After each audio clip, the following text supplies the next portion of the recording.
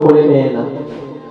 এই শুভ অধিবাস পরিবেশন করতে হলে জেনে শুনে অপরাধ করা, কেননা আমরা সময়ের কাজ সময়ে করতে পারি না। শুভ অধিবাসের বিধান হলো 8টা থেকে 10টার ভিতরে, কিন্তু 10টার ভিতরে তো আমরা ধরতে পারি না। তারপর আমাদের মহন্তগণ বৈষ্ণবগণ সবাই কি করলে যে আমাদেরকে বিধান দিলেন 12টার ভিতরে, দেখা যায় 12টার ভিতরে হয় না। তো আজকে যে এখানে অধিবাস কীর্তনে আমরা দাঁড়িয়েছি, অধিবাস কীর্তন আমরা প্রায় শুনি কিন্তু ধরে রাখতে পারি না। আর আমাদের মতো কিছু কীর্তনীয় বৃন্দ অধিবাসা ঠিক মতো ভক্তদের কাছে তুলে ধরতে পারে না। তো অধিবাসের মেইন বস্তুটা হলো কি, অধিবাস শব্দের অর্থ বিটা জানতে হবে, যে আমি আপ্যায়ন করব। আপ্যায়ন করার মতো ক্ষমতা আমার আছে? আমার ক্ষমতা নেই। তো আজকে এই অঙ্গনে যারা বক্তব্য সমবেত হয়েছে, সবাইকে নিয়ে যদি আমি আমার গৌরীকে আপ্যায়ন করি, গৌর এখানে আসতেই হবে, কেননা ভক্ত বাঞ্ছা হচ্ছে কল্পতরু। ভক্ত যদি কোনো বাসনা করি, তাই এই শুভ লগ্নে আমরা সবাই কি করবো? গৌর হরিচরণে প্রার্থনা করবো, আর সবাই তারা পুরো নাম জপ করবো। সবাই মিলে একবার হরে কৃষ্ণ হরে কৃষ্ণ কৃষ্ণ কৃষ্ণ হরে হরে, হরে রাম হরে রাম রাম রাম হরে হরে, হরে কৃষ্ণ হরে কৃষ্ণ কৃষ্ণ কৃষ্ণ হরে হরে, হরে রাম হরে রাম রাম রাম হরে হরে।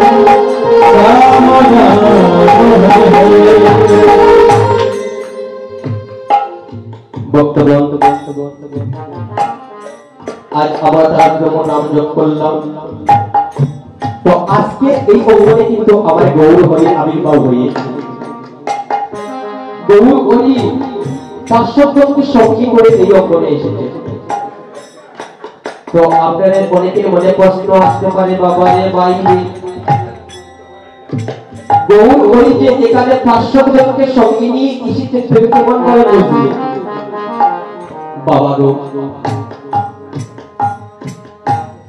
যারা গুরুদেবের প্রদত্ত চক্ষু দ্বারা, দিব্য চক্ষু দ্বারা আজ যারা দেখছে, তারা ঠিকই দেখতে পাচ্ছে আজ এখানে গৌর হরির আগমন হয়েছে। আর যারা জাগতিক জগতের চর্মচক্ষু চক্ষু দ্বারা, দিব্য চক্ষু দ্বারা আমরা গৌর হরির চরণে একটি প্রণাম করি।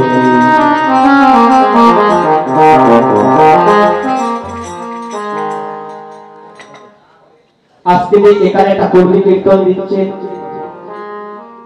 ঠাকুর কিছু বলতে নেই, আজকে সব কিছু সমর্পণ করে দিতেন গৌরীর কাছে। আসুন আমরা হিংসা বিদ্বেষ দূরে করে আমরা আজকে এই 3 দিবা, আজকে আমরা এখানে যে এসেছি, এই 3 দিন সংসারের কাজ করব রেখে আমরা গৌরীর চরণে সময় জীবনে কিছু কাজে যাবে না বাবা। যত টাকা উপার্জন করছেন, যেদিন আপনার দেহ থেকে প্রাণ চলে যাবে, সেদিন আপনি সেই টাকার সঙ্গে যাবে না, সেদিন কি যাবে আপনার সঙ্গে? একটা 1 টিকি বা 5 টিকি, এর উপরে যাবে না। তো যাই কিছু করেন না কেন, আমার গৌর হরির চরণে সমর্পণ করে করবে। বাবা প্রশ্নটা বলো এই দিকে,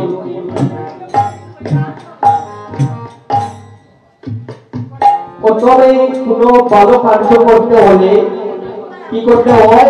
মঙ্গলাচরণ করতে হয়। তো অধিবাসের মঙ্গলাচরণটা কি হচ্ছে? এখানে যে অধিবাস হচ্ছে, অধিবাসের মঙ্গলাচরণ হয়েছে। তো মঙ্গলাচরণটা কি? মঙ্গলাচরণ হচ্ছে এখানে শ্রীমদ্ ভগবত গীতা পাঠ হয়েছে, চৈতন্য চরিতামৃত পাঠ হয়েছে, বাগবদের পাঠ হয়েছে। এখানে কিছুক্ষণ আগে আমার সত্যবাদন যেহেতু গীতা পাঠ করেছে, এটাই হচ্ছে শুভ অধিবাসের মঙ্গলাচরণ। মাস ছিল ফাল্গুন মাস, তিথি ছিল ফাল্গুন পূর্ণিমা তিথি।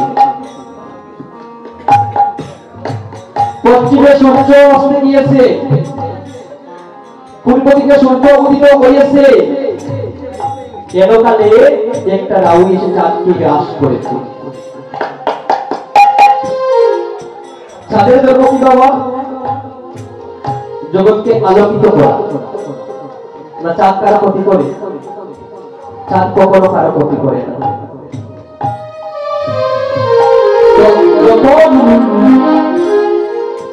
চাঁদ উদিত হয়েছে ঠিক তখনই সময় চাঁদকে একটা রাহু গ্রাস করেছে, যাকে আমরা গ্রাম্য ভাষায় বলে থাকি গ্রহণ। গ্রহণ কয় প্রকার? গ্রহণ হচ্ছে দুই প্রকার। একটা হচ্ছে চন্দ্র গ্রহণ, আরেকটা হচ্ছে সূর্য গ্রহণ। গ্রহণটা কি বাবা, শুভ না অশুভ? যাকে আমরা বলে থাকি, যাকে আমরা সম্বোধন করে থাকি যে অশুভ বলে। যখন চাঁদকে গ্রাস করেছে এই সমস্ত পৃথিবী অন্ধকার হয়ে গিয়েছে। তখনই সবাই নবদ্বীপের নবনিবন গিয়ে কর্ম ত্যাগ করে সবাই খোলা আকাশের নিচে এসে কি করছে? গৌ গৌ বলে কাঁদছে। যখন গৌ গৌ বলে কাঁদছে তখন গৌরা গুলোকে কাটতে পারে? তখন আর গৌ গুলোকে কাটতে পারে না। তখন কি হলো? গোলক ত্যাগ করে এই ধরা যাবে আবির্ভূত বলে। বাবা গো, যখনই আবির্ভূত হয়েছে, যখন পূর্ণিমার চাঁদ উদিত হয় তখন সমস্ত পৃথিবী আলোকিত করে না?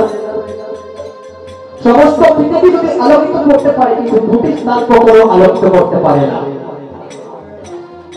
একটা হচ্ছে বংশের হিট আকাশ, আরেকটা হচ্ছে বরের কুল। পূর্ণিমার চাঁদ সবকিছু আলোকিত করতে পারে কিন্তু দুইজনা কখনো আলোকিত করতে পারে না।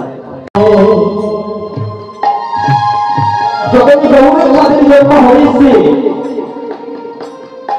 নবদ্বীপের নবনিগণ নরনারীগণ সবাই হরি হরি হরি বলে খোলা আকাশের নিচে এসে বলেছে, আয় আয় তোরা ছুটে আয়।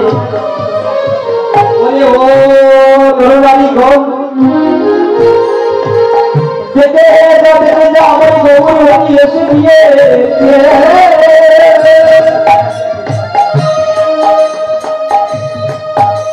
সবাই গৌরী গৌরী বলে ধ্বনি করছে। তখনই আমাদের শ্রীমন্তের বৈষ্ণবের কবি